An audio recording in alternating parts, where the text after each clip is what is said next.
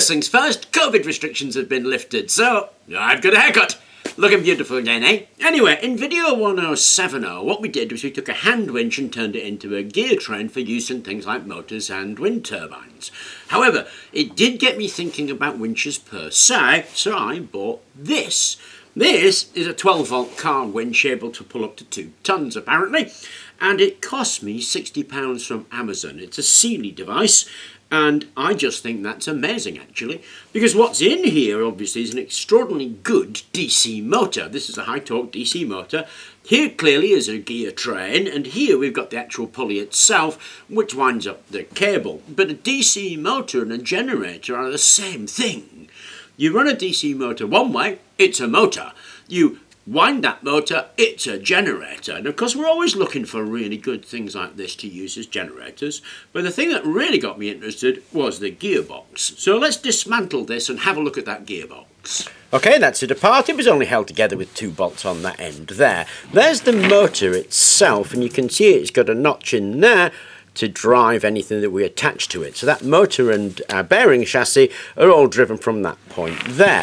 Now it drives this, which is just a spindle with a slot in it to fit in there, and then a splined version. That bit is the sun gear. That's the bit that drives everything. So that bit goes into here in that direction, and in there what we can see are the ring and planets. So if I pop them out, there are the planet gears right there that we can see in that planet gear carrier, which is this greasy bit of metal, and those 3 wheels that I'm holding. And then here we have the ring gear. So there's a ring gear here on the outer drum, and then there's a ring gear here on the inner space, and that ring gear comes out. There we go. There's the ring gear. Now that has a clutch on the back of it, that little peg there, that can actually engage or disengage that ring on the drive drum, so you've got a neutral and a drive. So it's driven over drive. What that means is if I have 2 cogs, little one, big one, motors on that one, it turns, it drives that one. So that's the drive gear, that's the driven gear. Now in this example, let's say there's 10 and let's say there's 40, then it's 40 divided by 10 or 4 to 1. That's the gear ratio. So for every 4 turns of this, this will turn once. So there's a speed reduction, but speed and torque play off of each other, so there's a torque increase. So we get a torque increase and speed reduction with that gear ratio. Now in sun and planet gears, what you're interested in is the sun, which is that bit, the ring, which is that bit, and the planets, which are that bit.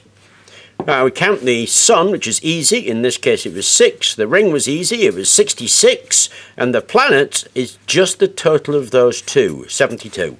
So there's no way you're going to count all of those. There's no way they actually relate to each other. You just add them up and you get the gear and the teeth for the planets. Now we can work out which is which. In this one, remember, that was in there. So the sun is always the drive. So that's the drive gear. Now, the ring is the bit that drives the drum, so the drum is the driven. The planets are there to rotate. There's no spindle off them, so there's no way of getting a drive off them as they are. So with the arrangement like this, then the ratio is the ratio of the sun to the ring. Remember, driven 66 to drive 6, or a ratio of 11 to 1. That's quite a ratio. So I want to change this from a motor to a generator. So instead of having the motor as the drive, I want the motor gear to be the driven gear. So drill a hole through the bottom of that, flop it round, attach it back on, and we've reversed the gearbox so that it now have an output section here.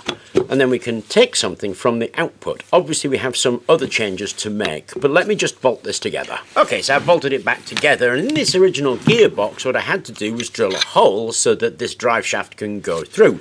Now originally there was a bearing in there, which is that one there, and the drive shaft actually fitted like that, so of course it won't go there, which is where we now need it. So we need a bearing to be put in there, but luckily I've got this. This is the head from Unbroken Grinder, and you'll notice it doesn't fit. But we can make it fit. We can make it fit because we have these two bits of pipe.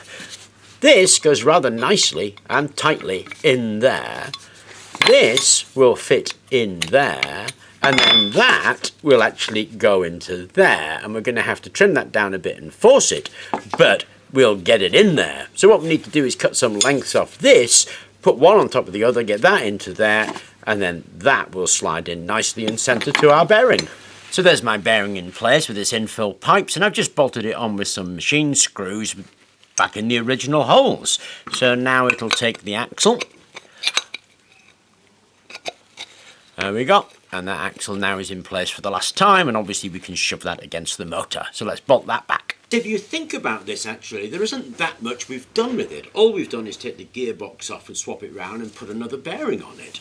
So it's really quite simple to do. Now, of course, we want to make this a generator, so we need to drive it. So originally, this gear here, the axle there going into the motor, was the driven gear. Now, the drive gear. We now want that to be the driven gear.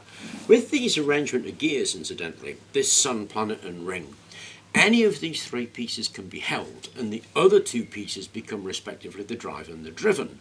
So we can make a choice about what it is that we're going to do. Now obviously I want to do the easiest thing because I don't want a huge amount of work to get something like this working. So originally the ring gear was driven, and that was driven by the drive gear, the motor. I'm going to use the ring gear as the driven gear and now the motor as the drive gear, but you can do it with this. If you notice, this thing's got a hole right down the centre. So if we were feeling brave, we could put these 3 points on a little Y shape and put an axle right the way through this hole in the centre. Then we could grip this just by tightening it down.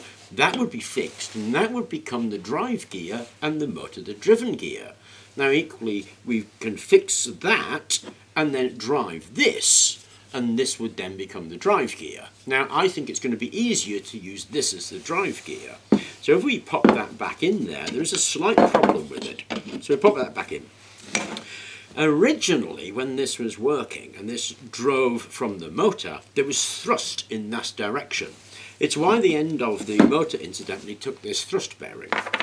When there's thrust in that direction, there's nothing holding this in, that will pop out. Now, in the original setup, all it had was a thrust plate here and a nylon bearing washer to stop that moving out. Now we're going to put something on to drive it. The thrust will be in the opposite direction. Now, as you saw, we have on that drive shaft that little cut.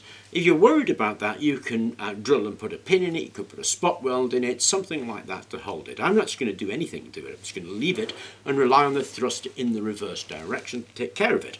If you're a bit worried about that, then you're going to need to put that thrust bearing back in place, and you'd only do that by putting it there. Probably put a cup, something like that, so the thrust bearing is back in place.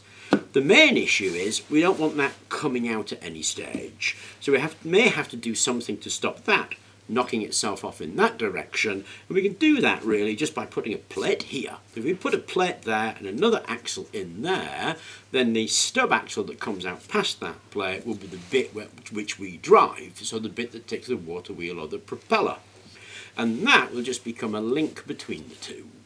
Anyway, let's put the gears back in there now everything is actually done with the modification. There isn't that much more to do with this thing. I mean, the issues are going to be revolving around the gearing, because this, remember, is a winch and it's meant to pull 2,000 pounds. That's a lot of pull. So if I try to turn this with the gearing I've got by hand, I basically don't stand a chance. I'd have to put 2,000 pounds on here, and I can't do it. So if I got a meter out, we're talking about 200 pounds or so. It's still a lot of effort to get that to turn. Now, if you're going to do something like a water wheel, you'll probably have no problem at all. But we do have an issue with the gears. Now, I want this for something else, so I don't do anything particularly drastic with it. But I can't turn that by hand, so let's take that off. In video 1070, we of course made this change, and I can turn that by hand. So I'm going to demonstrate this by bolting that onto there, and we'll get a voltmeter on it. Okay, we've got it set up, and we've got it reading volts, and if I give that a crank...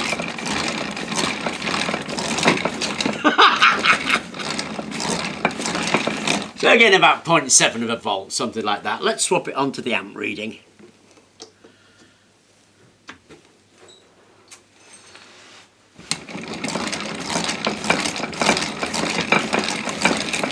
and we can get some milliamps out of there, about 50 milliamps or so.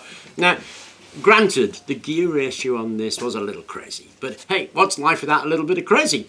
What I thought was really interesting is that we can use that as a generator, and if we select a gearbox with perhaps not such a crazy ratio, then this would be a way of just bolting it straight in. I thought I would share that idea with you. Bit more work to do on it, but I hope you enjoyed the video, and thank you very much for watching.